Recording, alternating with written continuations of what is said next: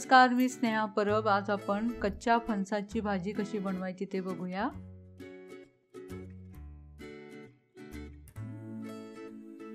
या इथे मी फक्त फणसाचे गरे आणि बिया एवढंच घेतलेलं आहे।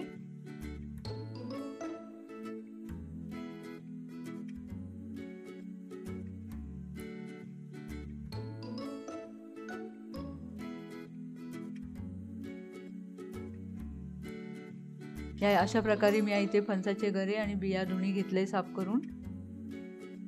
या इथे मी फणसाची भाजी पूर्णपणे साफ करून घेतली आहे। आता आपण ही स्वच्छ धुवून घेऊया। धुवायच्या आधी आता आपण हे ज्या बिया आहेत ना याचे 4 तुकडे करायचे आहेत आणि त्याच्यावरचं टरफल काढून टाकायचं आहे, ते कडक असतं। आता आपण हे असं 4 तुकडे करून घेऊया बियांचे अशा प्रकारे। आणि फणसांच्या गऱ्याचे पण 4 तुकडे करायचे आहेत, अख्खा ठेवायचा नाहीये आपल्याला तो। त्याचे 4 तुकडे हाताने करून घ्यायचे।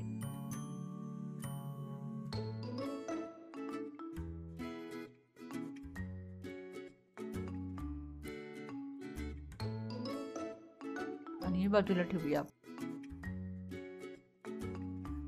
आता आपण त्यासाठी लागणारं साहित्य बघूया।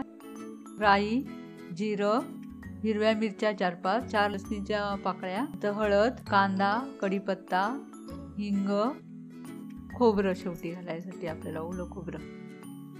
आता आपण कृतीकडे वळूया। आता गॅसवर मी ही कढई ठेवली आहे, त्यामध्ये आता तेल ओतूया आपण।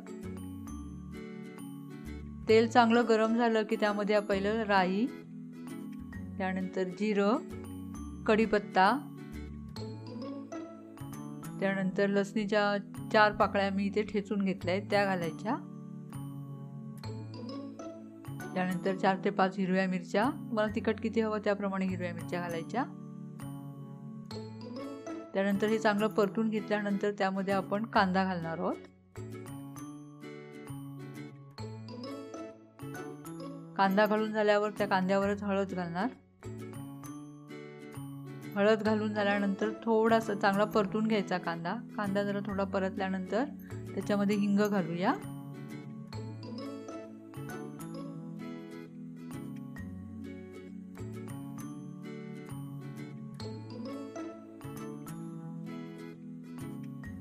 हिंग घालून झाल्यानंतर चांगला परतून घ्यायचा आणि कांदा चांगला जरा थोडासा लालसर व्हायला हवा।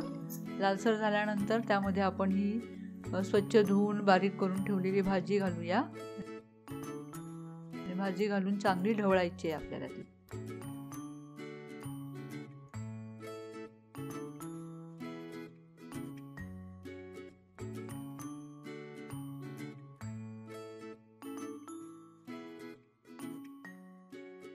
आणि त्याच्यावर ना मी अशी हाताने ना, ही माझ्याकडे सुकलेली कोथिंबीर आहे, ती हाताने अशी चुरली का नाही, हे बघा कशी बारीक होते मस्त। ती आता मी अशी वरून घालते, किती सुंदर दिसते बघा ती कोथिंबीर। आणि भाजीला पण असा कलर सुंदर आलाय त्या।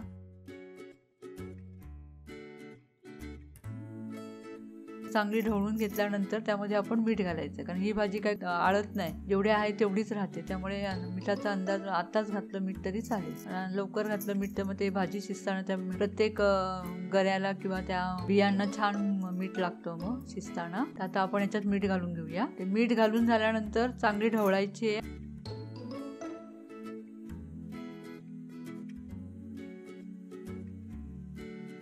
आता आपण यावर झाकण ठेवून वाफेवर शिजायला द्यायचे।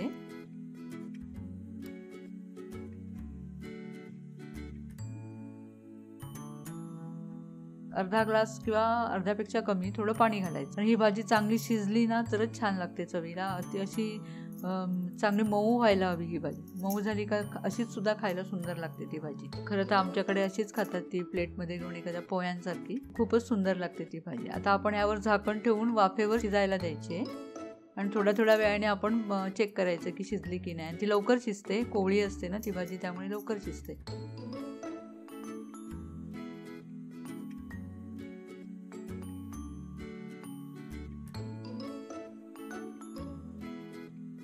आता 2 ते 3 मिनिटांनंतर आपण झाकण काढून बघूया भाजी शिजली की नाही ते। अजून नाही झाली तर आपण आता पुन्हा त्याच्यावर झाकण ठेवूया। आणि जर नाही शिजली असं जर वाटलं ना कधी, तर थोडंसं आणखी पाणी घालायचं त्याच्यामध्ये, 2 ते 3 चमचे।